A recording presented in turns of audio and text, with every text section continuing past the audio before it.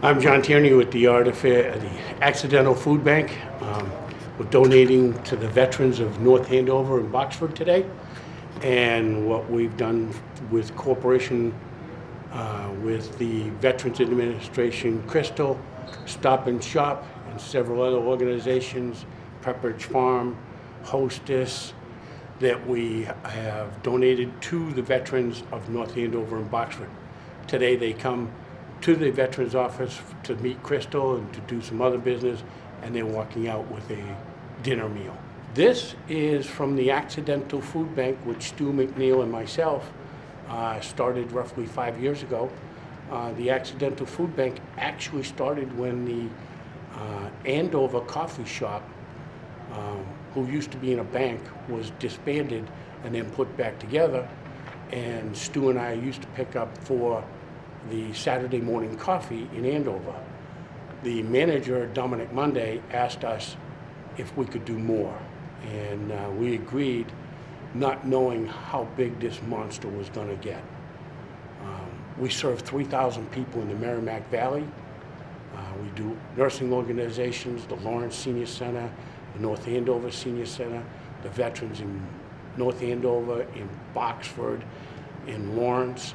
We do several nursing organizations, and we just started doing the Mercy House. I'm going to call it the Mercy House. So we started delivering them about a month ago. We deliver roughly between $400,000 and $600,000 worth of product from Stop and Shop a year. Anytime anyone wants to help, they're always welcome to contact us through the website. All of our information is on the North Andover website, or through Facebook. The Veterans Office has a Facebook account as well. So we are happy to take donations. We're a very small office, and so we're still learning how to manage stuff on this scale because we don't have the space. Both John and I don't have space. So all of the stuff and donations that we get, we have to move out quickly. So if people have space that we can use to be able to move this stuff, we can always organize and do it together. That's our biggest obstacle right now, is really where to put the stuff and not being able to keep it for a long period of time. So if people were to offer some sort of transportation assistance for veterans, we've also gotten gift cards from organizations such as Disabled American Veterans, the American Legion Post. They've been really good. The veterans needed some help, and John does a lot for the community, and especially the veterans. And my check today is a small donation. It pales in comparison to what John and Stop and Shop and what these veterans have done for everybody who lives in the United States of America. Well, John and Stu, thank you guys both so much. We just want to give you a proclamation today, congratulating you and Stu and the Accidental Food Bank on your dedication and commitment to the veterans of North Andover, and never stop thanking them for your service, and thank you both for your service, and Thank you, Paul. keep going. We're here to help. Thank you very much. We appreciate your help And too. we appreciate everything you guys do every day.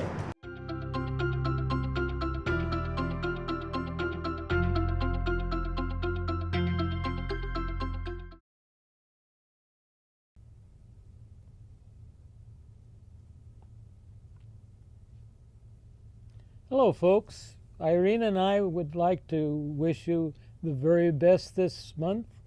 Every May, the Administration on Aging leads our nation in observance of Older American Month. The theme for 2018 is Engage at Every Age. You're never too old or young to take part in activities. They help to enrich your physical, mental, and emotional well-being. And believe me, many activities at the Senior Center do just that. Irina, tell us a little bit more about some of the things that we have going. Now for some news, updates, and announcements. The COA board meeting will be on May 8th at 9 a.m. The Triad meeting will be on May 15th at 11 a.m. The Senior Center will be closed on May 28th for Memorial Day. Lester, what else do we have? Don't miss these events. We've got a Tuesday night dinner on May 1st at 4 p.m. and it's sponsored by Bayberry at Emerald Court.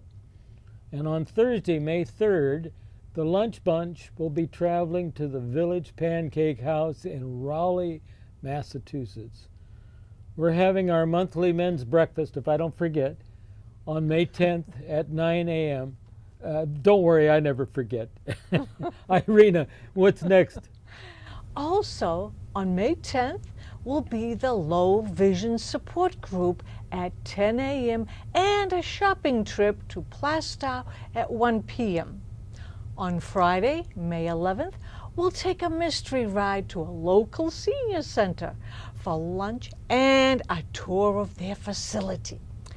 On Tuesday, May 15th, we'll have high tea at Brightview Senior Living at 3 p.m.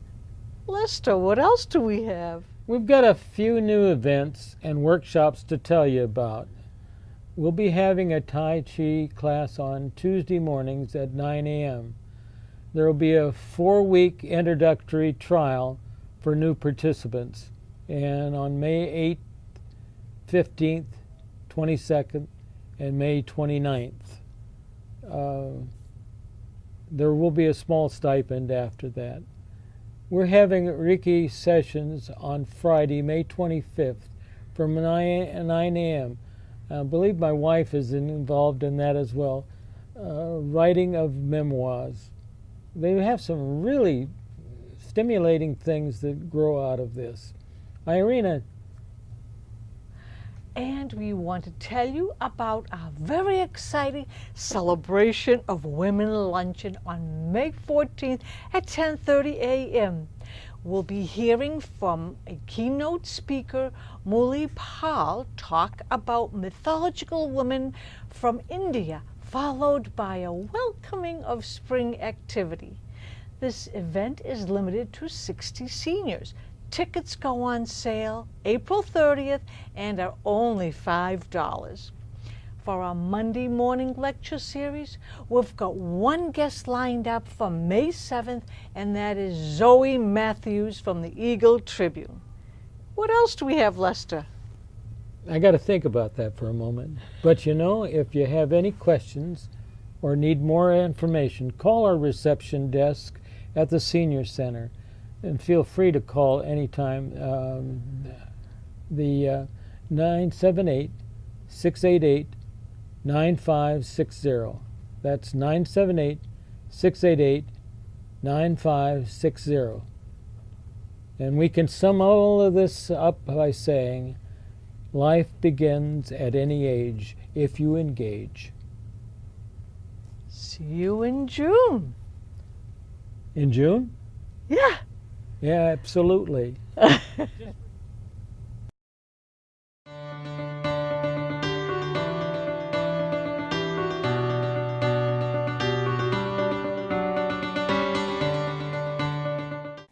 Hi, this is Jennifer Price, the superintendent here in North Andover, and for this segment of the Journal, I'm just going to talk about all the exciting stuff that is happening here within the North Andover Public Schools.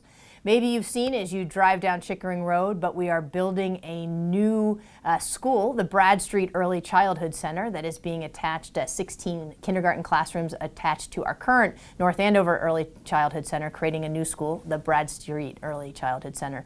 It's so exciting. It's going to be a wonderful space for all of our students ages 3 to 6.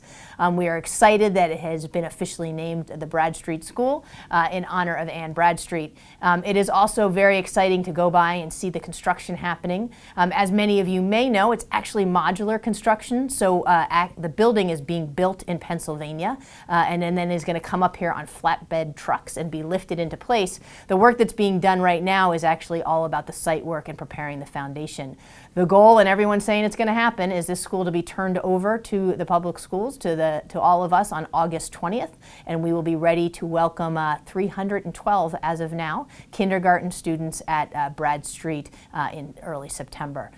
Lots of other stuff happening also on that site. The recreation complex that's going to be discussed at town meeting on May 15th is really exciting for the schools. We've been working very collaboratively with the town to think about how that space can be used to support both the community and the schools. So one example is the Ann Bradstreet Early Childhood Center is going to need a playground. So we're actually going to be putting the playground space very close so that it can be a dual service and use between the town and the schools. We're also really thinking about the flow of the space, the parking in the space, and the schools are very excited about for the recreation complex and the future of North Andover. It's exciting to see a space that at times feels now confusing as you guide and drive through, really being thoughtfully planned out to be kind of a center for this town, and having 3 schools surrounding it. We're very supportive of this work, and we're really excited and hope that many of you will attend town meeting to be able to show your support for the recreation complex. Other exciting things that are happening in the schools as we wind down, we are going to be school till June 27th, given the 9 snow days that we had. But do know that we're looking into what we call Learn Anywhere or Blizzard bags so that we do not have this problem in the future. We're thinking about an exciting reading program for next year, and we're again thinking about how much technology we need within our schools. Lots going on here in the North Andover Public Schools. Hope that you will make it to town meeting to be supportive of both the Bradstreet Early Childhood Center and the staff that we need, which is really the heart of our budget request this year, but also the recreation complex, which we think is going to be great not only for the town but also for all the kids within our schools. Thank you, and have a good day. It's our 6th annual Poetry Jam, where we do this April in celebration of National Poetry Month. We are going to have new Junior Poets Laureate for North Andover, and they are with us today, so I would like to recognize them.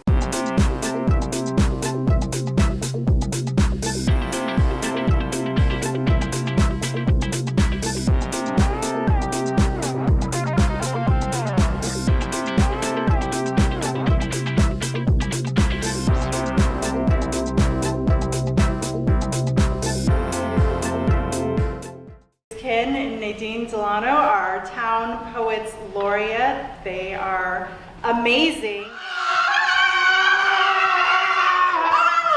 In Just Spring When by the E. world- Cummings. Start again. In Just Spring.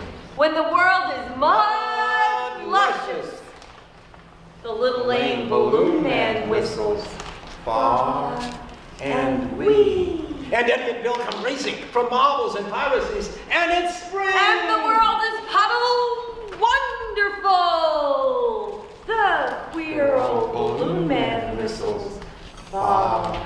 Yeah, well, you have a 2-year term when you get elected to be the poet laureate. We're poets laureate because there's actually two of us. We actually perform it rather than just read it. Also, we do an open mic. It's the Tuesday for Poetry is what it's called. And the 4 is actually the number 4 because we do it on the 4th Tuesday of every month. And it's at the library. The Stevens Library. That's the one. Well, we just came from Atkinson Elementary and we did a K2 show and then a 3-5 show. So we do it all. And last Sunday we did a high school, college age Kind of general performance. audience Yeah. thing. This is our 6th annual Poetry Jam. It was something started by Mary Gregoire when she was still teaching at North Andover High before her retirement, and we started it in collaboration, and I've kept the tradition going. My mother was a high school English teacher. I actually majored in English as an undergraduate. I grew up to become a librarian, so clearly reading and literature had a huge influence on me, and I enjoy poetry to this day. The poet laureate is someone whose job is to spread poetry to like kind of like the world or whatever they're like the poet laureate of. For me, I'd be like the poet laureate of the high school. So I'm like supposed to spread poetry around to like the high school and like help people who are at North Andover High to like get into poetry and like start writing. Yeah, I definitely enjoy like comedic poems and more happy poems.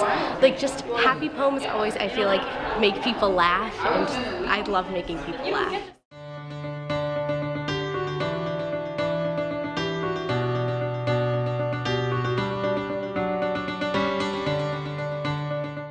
Local residents, veterans advocates, and politicians got together on Saturday, April 14th for a solemn ceremony. the dedication of a bridge to the memory of Naval Petty Officer Caitlin Trask, a native of North Andover. The bridge is the first in the country to be dedicated in the name of a female member of the military.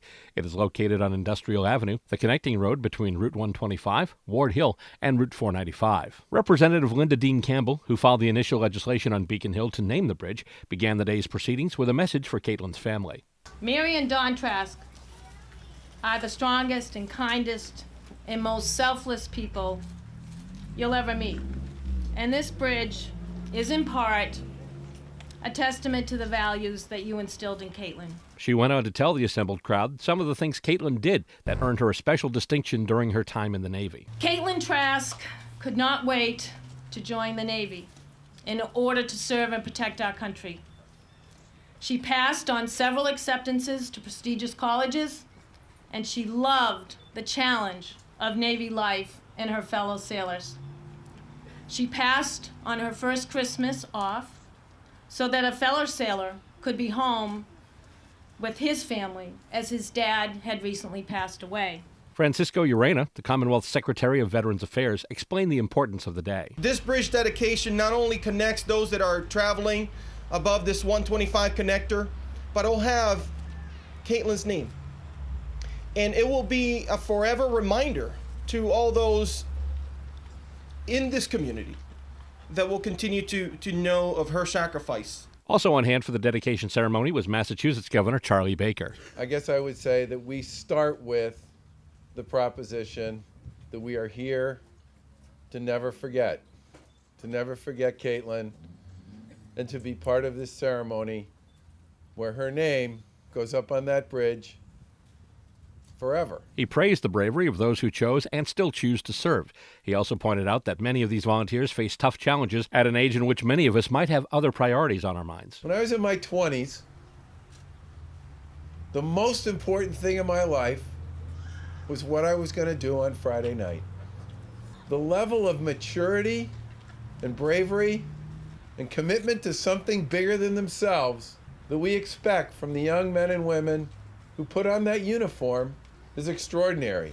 And the most extraordinary part of all is they deliver over and over and over again across generations, decades, and centuries. State Senator Kathleen O'Connor Ives, who helped spearhead the effort to bring the legislation through the state Senate, talks about how Caitlin's service helped inspire those working in the State House on her behalf. It was an honor, clearly, to pass the bridge naming legislation along with my colleague in the Senate, Minority Leader Bruce Tarr.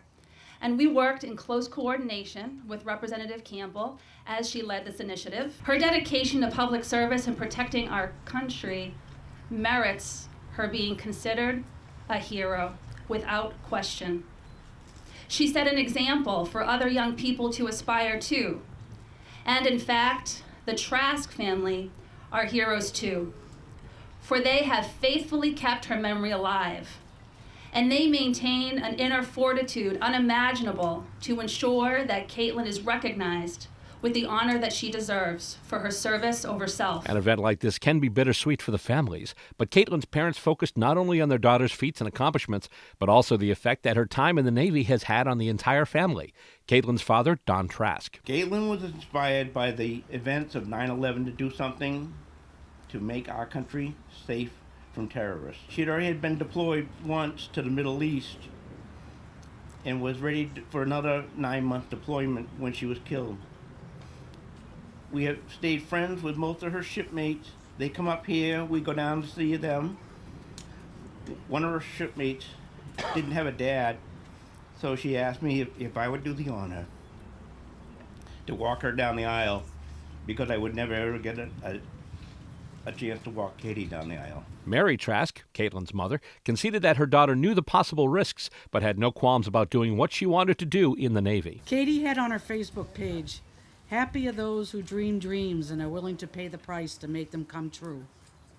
She paid the price. Though the day did mark a sad remembrance, it also proved to be an inspiration due to the turnout and the support shared by the crowd assembled to remember Caitlin on her special day. The presence today of so many veterans organizations, some literally who came from across the country to be here today, traveling many days, was just a testament to the spirit of our community, to the spirit of our country, to honor those who serve and continue to serve. Putting the whole event together involved a lot of time and hard work, but Senator O'Connor Ives has no regrets over her part in the proceedings. Organizing today was the least that everyone could do to show support for the Trask family, because they suffer this loss every single day, but they get some solace in keeping her memory alive, so we're just honored to be a part of it. Petty Officer Trask died on February 12, 2009. She was getting ready for her second deployment to the Middle East at the time of her passing. 9 years later, her memory lives on, both in the hearts of her family and friends, and now on the bridge which bears her name. The bridge dedication event took place on April 14th, just 2 days before what would have been her 30th birthday.